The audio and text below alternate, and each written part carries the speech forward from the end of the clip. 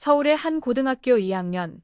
유리는 평소처럼 야간 자율학습을 마치고 집으로 돌아왔다.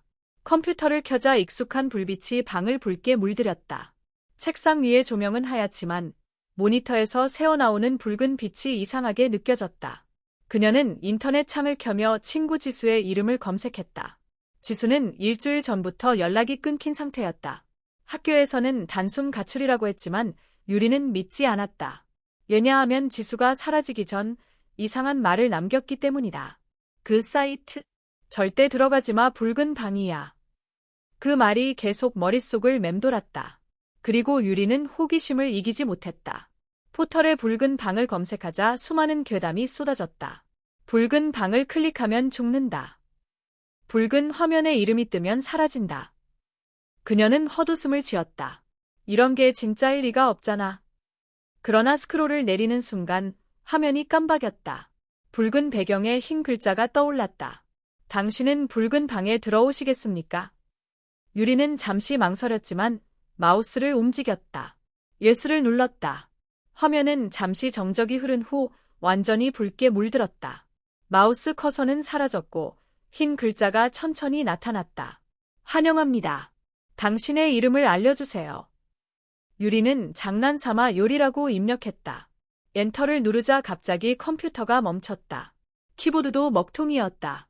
모니터 속에서는 희미하게 무언가가 움직이는 그림자가 보였다.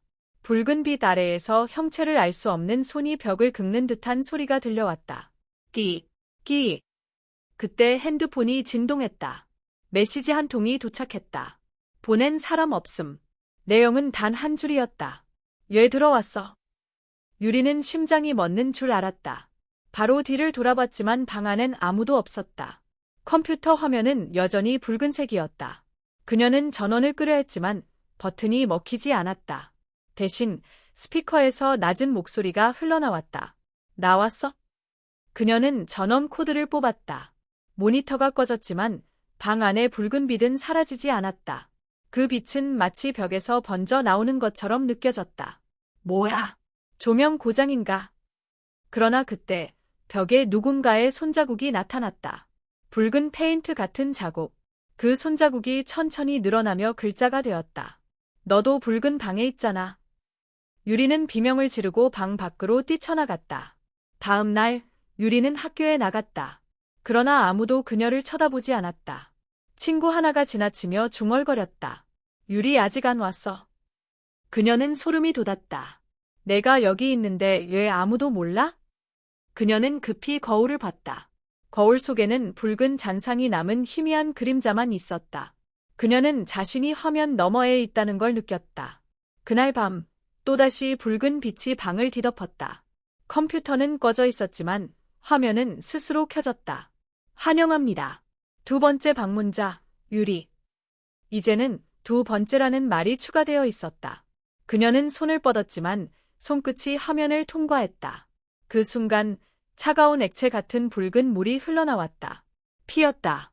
그리고 화면 너머에서 여자의 웃음소리가 들려왔다. 그녀는 휴대폰을 들어 경찰에 신고하려 했다. 하지만 휴대폰 화면에도 같은 붉은 메시지가 떴다. 도망칠 수 없어. 전파가 끊기고 집안의 모든 불이 꺼졌다. 단 하나, 모니터만이 붉게 타올랐다. 그 안에는 유리의 얼굴이 있었다. 하지만 눈이 검게 타버린 채였다. 그녀는 자신의 입에서 낯선 목소리가 나오는 걸 느꼈다. 다음은 누구야? 다음 날 같은 반 학생인 수연이 유리의 집을 방문했다. 문은 열려 있었고 방 안은 이상하게 붉은 빛으로 젖어 있었다. 책상 위에는 켜진 채로 남아있는 컴퓨터. 그 화면에는 낯익은 얼굴이 떠 있었다. 유리였다. 그녀는 화면 속에서 미소를 짓고 있었다. 그리고 화면 아래의 작은 글씨가 깜빡였다. 세 번째 방문자, 수연. 수연은 비명을 지르며 전원을 껐다. 하지만 그 순간 컴퓨터가 다시 켜졌다. 붉은 화면, 그리고 새로 떠오른 문장. 환영합니다. 당신은 이미 붉은 방에 있습니다. 수연의 손목에 뜨거운 무언가가 닿았다. 붉은 손자국. 그녀는 도망치려 했지만 문이 잠겨 있었다. 방 안에는 숨소리가 늘어났다. 그리고 어딘가에서 들려오는 차가운 속삭임. 다음은 너야. 다음 날 아침, 수연의 침대 위에는 핸드폰 하나만 남아 있었다.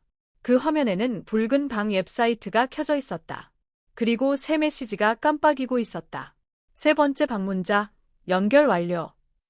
경찰이 출동했지만 수연의 흔적은 어디에도 없었다.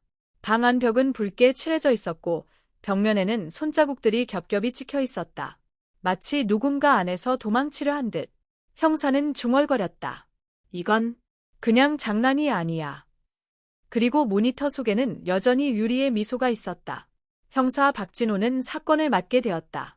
그는 실종된 학생들의 공통점을 조사하던 중 모두 같은 사이트에 접속했다는 것을 알아냈다. 붉은 방. 그는 용감하게 직접 그 사이트를 찾아보았다. 검색창에 붉은 방을 입력하는 순간 갑자기 화면이 멈췄다.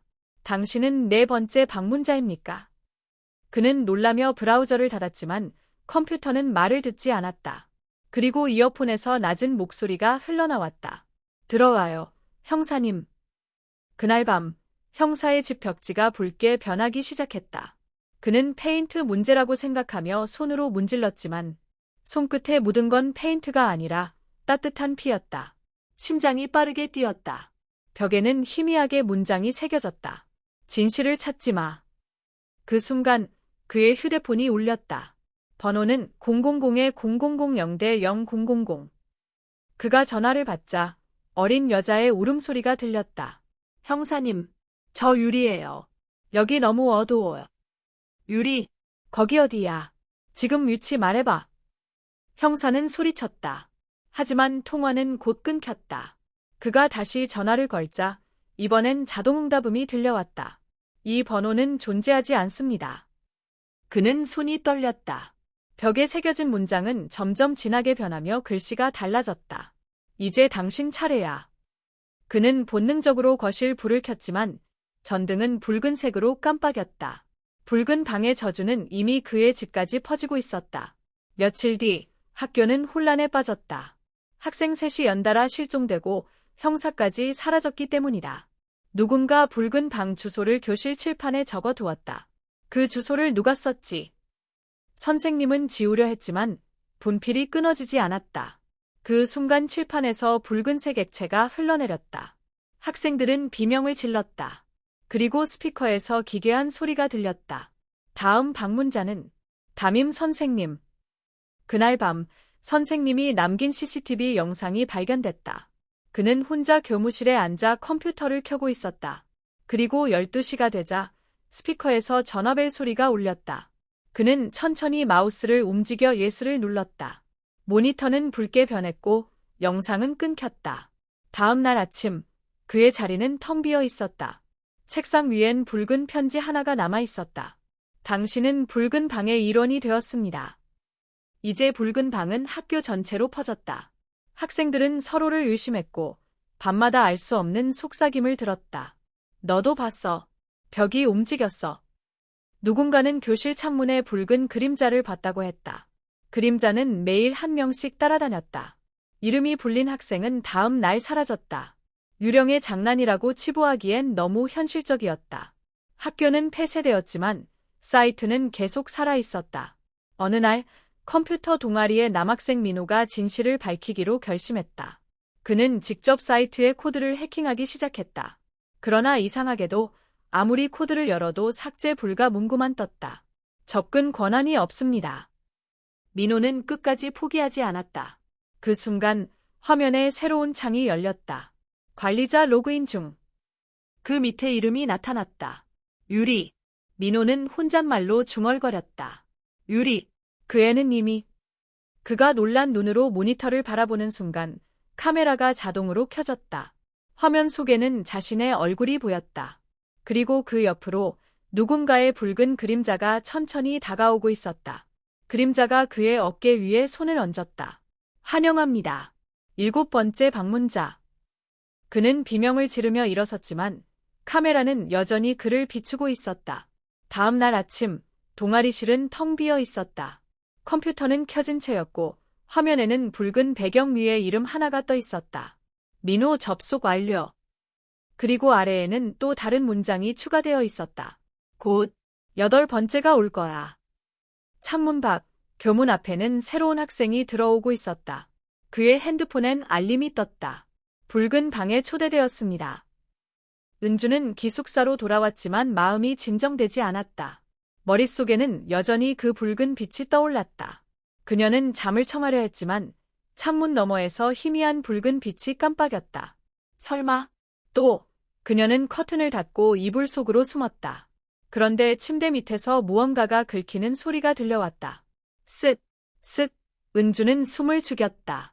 소리는 점점 커졌고 마치 누군가 바닥 아래에서 기어오르는 듯했다. 22. 그녀는 용기를 내어 침대 밑을 들여다봤다. 아무것도 없었다. 하지만 이불로 돌아온 순간 귀 옆에서 낯선 목소리가 속삭였다. 그 방 들어갔지? 은주는 소리칠 틈도 없이 몸이 굳었다. 그 목소리는 낮고 차가웠다. 그녀가 고개를 돌리자 아무도 없었다. 그러나 거울에 비친 자기 얼굴 뒤로 붉은 형체가 서 있었다. 그녀는 거울을 향해 손을 내밀었다. 순간 거울이 흔들리더니 붉은 물결이 퍼졌다. 거울 속에서 어떤 여자가 웃고 있었다. 돌려줘.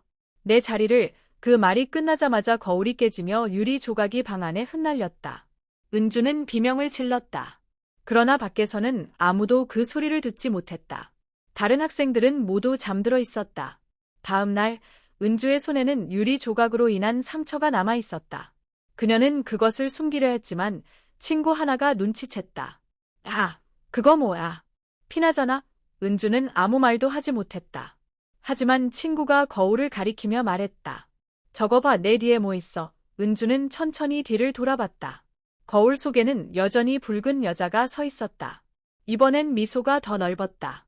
수업이 끝난 뒤 은주는 도서관으로 달려갔다. 학교의 오래된 기록을 찾아보기 위해서였다. 먼지가 쌓인 문서 속에서 그녀는 붉은 방 사건이라는 낡은 신문 기사를 발견했다. 거기에는 20년 전 한 여학생이 4층 붉은 방에서 사라졌다는 내용이 적혀 있었다. 사진 속 여학생은 은주와 닮아 있었다. 소름이 등골을 타고 흘렀다. 기사는 그 방은 원래 실험실로 쓰였으며 누군가의 피로 봉인되었다고 쓰여 있었다. 은주는 손이 떨렸다. 피로 봉인된 방. 붉은 빛. 그게 이 방이야. 그녀는 머리를 싸쥐었다. 그때 누군가 도서관 문을 두드렸다. 쿵, 쿵. 문이 스스로 열리며 차가운 바람이 들어왔다. 찾았구나. 길 속에 속삭임이 울렸다. 도서관 불이 깜빡이며 꺼졌다. 어둠 속에서 은주는 조심스럽게 걸었다. 갑자기 등 뒤에서 누군가 손을 잡았다. 차갑고 끈적한 손이었다. 나! 은주가 소리쳤지만 그 손은 더욱 세게 쥐었다. 그리고 어둠 속에서 눈 두 개가 빛났다. 붉게 빛나는 인간이 아닌 눈이었다. 너는 나야. 그 목소리에 그녀의 몸이 굳었다. 다음 순간 도서관 문이 열리며 불이 켜졌다. 아무도 없었다. 그러나 은주의 손에는 또 다른 상처가 생겨 있었다. 마치 누군가의 손톱 자국처럼 깊게 파여 있었다. 그녀는 정신없이 도망쳤다. 하지만 복도 끝에서 문 하나가 열려 있었다. 문틈 사이로 붉은 빛이 새어나왔다. 그 방은 바로 붉은 방이었다. 은주는 문 앞에서 멈췄다. 안에서 누군가 웃는 소리가 들렸다. 이제 와서 얘 피하려고 해? 그 목소리는 익숙했다. 자신의 목소리였다. 은주는 숨을 몰아쉬며 눈을 감았다. 문이 스스로 열렸다. 붉은 방 안에는 자신과 똑같은 모습의 여자가 서 있었다. 너는 나를 대신할 거야. 은주는 몸을 돌려 달아나려 했지만 문이 닫혀버렸다. 붉은 방 안 공기가 점점 무거워졌다. 벽이 피로 스며들며 그녀의 이름을 속삭였다. 은주, 은주. 그 목소리는 수십 명의 목소리가 겹친 듯 울렸다. 그녀는 길을 막았지만 머릿속 깊이 파고들었다. 너는 이제 나야. 붉은 방의 여자가 다가왔다. 은주는 천천히 복도의 끝으로 걸어갔다. 그녀의 발밑에서 삐걱거리는 나무 바닥의 소리가 길게 울렸다. 문틈 사이로 붉은 빛이 새어나오며 마치 누군가 그녀를 초대하는 듯했다. 심장이 미친 듯이 뛰었지만 멈출 수 없었다. 그 방 안에 뭐가 있지? 속삭이며 손잡이를 잡았다. 그때 손잡이가 스스로 돌아갔다. 그녀는 비명을 지르지도 못한 채 몸이 얼어붙었다. 안쪽에서 들려오는 건 부드럽고 낮은 웃음소리였다. 문이 천천히 열리자 붉은 방 안은 피 냄새로 가득했다. 벽과 천장, 바닥까지 모두 핏빛으로 덮여 있었다. 방 한가운데에는 낡은 거울이 놓여 있었고 거울 속에는 자신이 아닌 다른 여자의 모습이 비쳤다. 그 여자는 피투성이 드레스를 입고 미소 짓고 있었다. 은주는 숨을 죽였다. 여자의 입이 천천히 움직였다. 드디어 왔구나. 그 목소리는 마치 귀 속에서 직접 속삭이는 듯했다. 은주는 뒤로 물러서려 했지만 문이 사라져 있었다.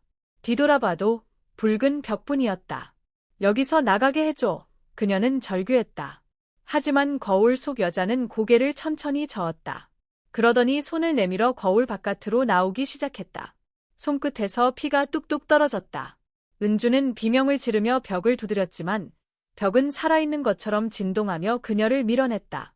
넌 이제 나야. 거울 속 여자의 목소리가 울려 퍼졌다.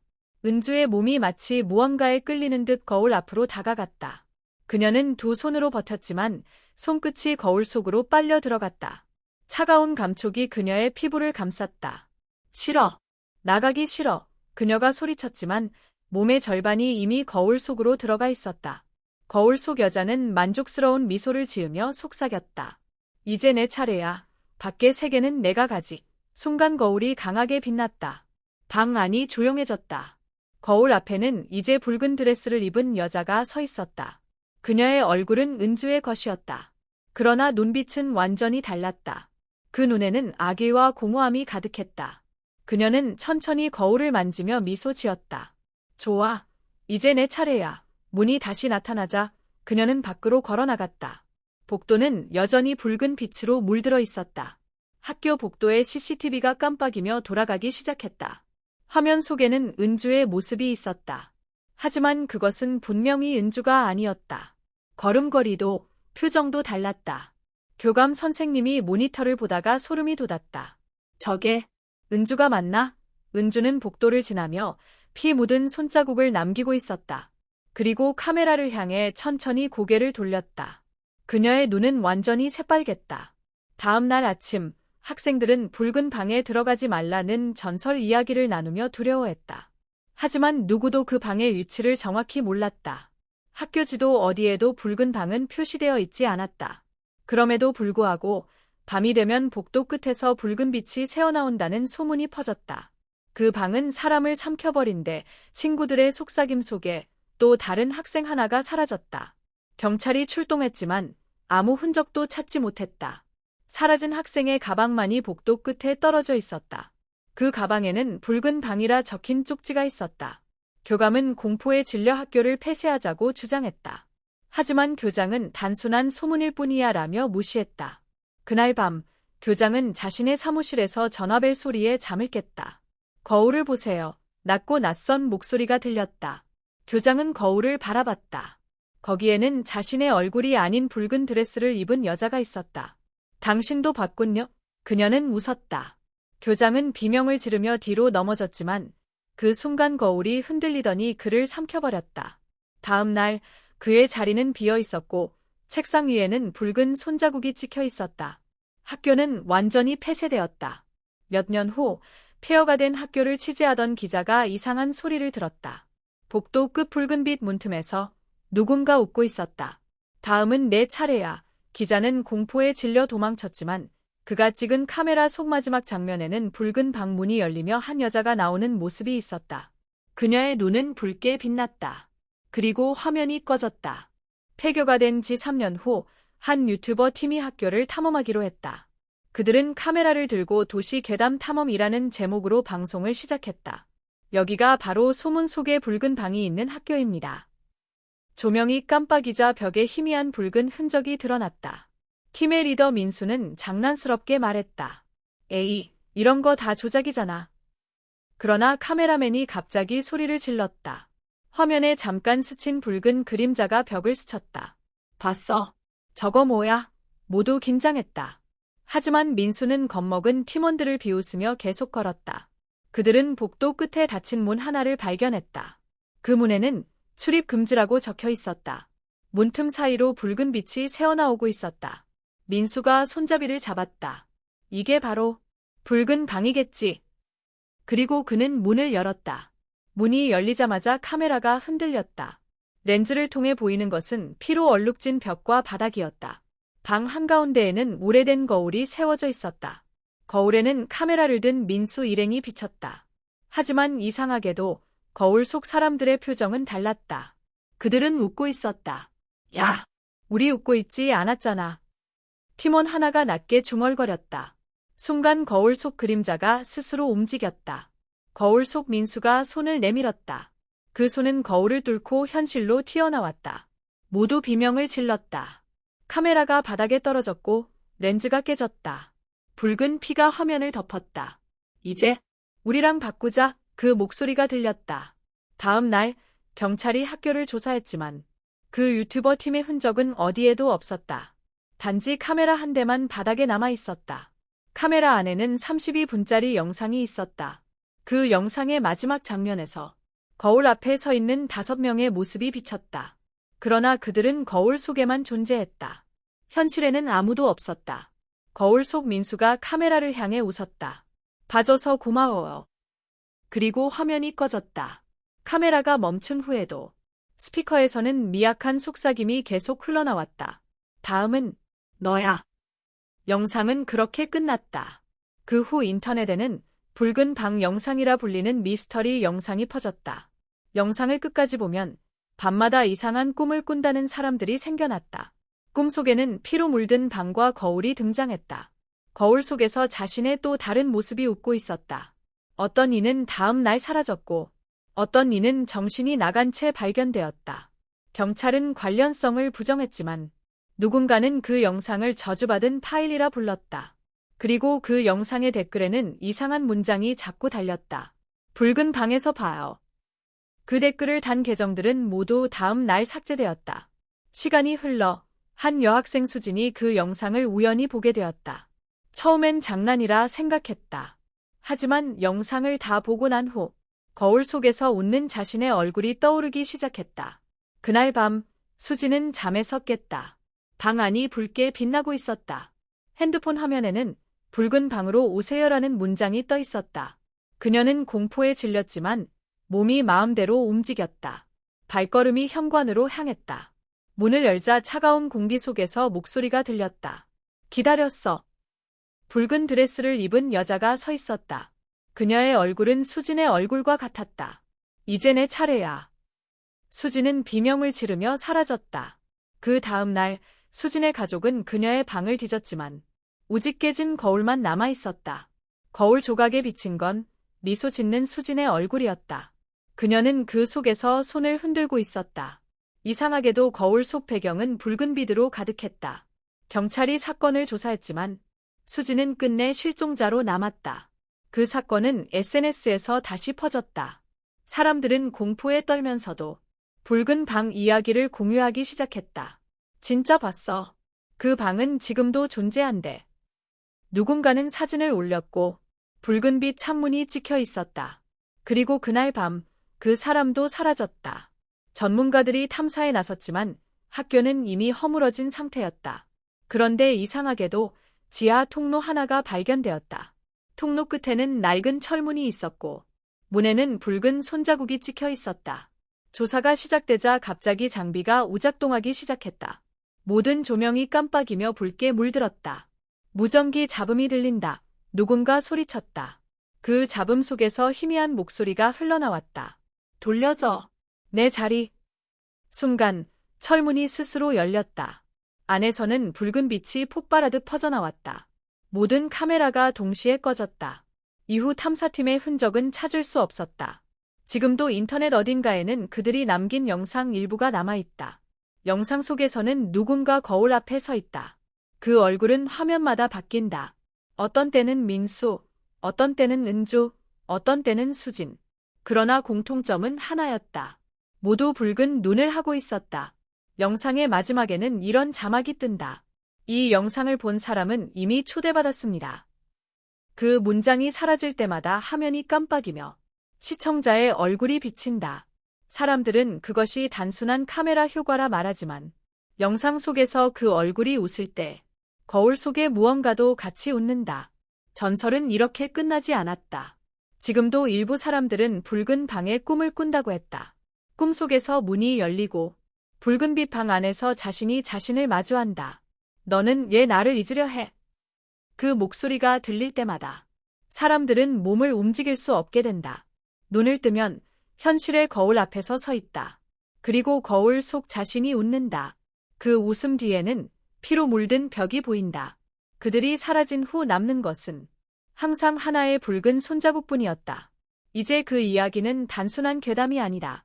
그것은 하나의 추대였다. 붉은 방은 여전히 존재한다.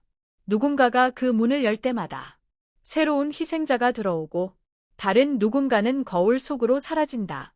그리고 그 자리엔 미소 짓는 새로운 그녀가 남는다. 그녀는 지금도 속삭인다. 어서 와. 기다리고 있었어. 방 안이 다시 붉게 물든다. 불빛이 꺼지기 전 마지막 순간 거울 속에서 수십 개의 눈이 반짝인다. 그리고 문이 닫힌다. 붉은 방은 다시 조용해졌다. 단 한 사람의 속삭임만 남았다. 다음은 너야.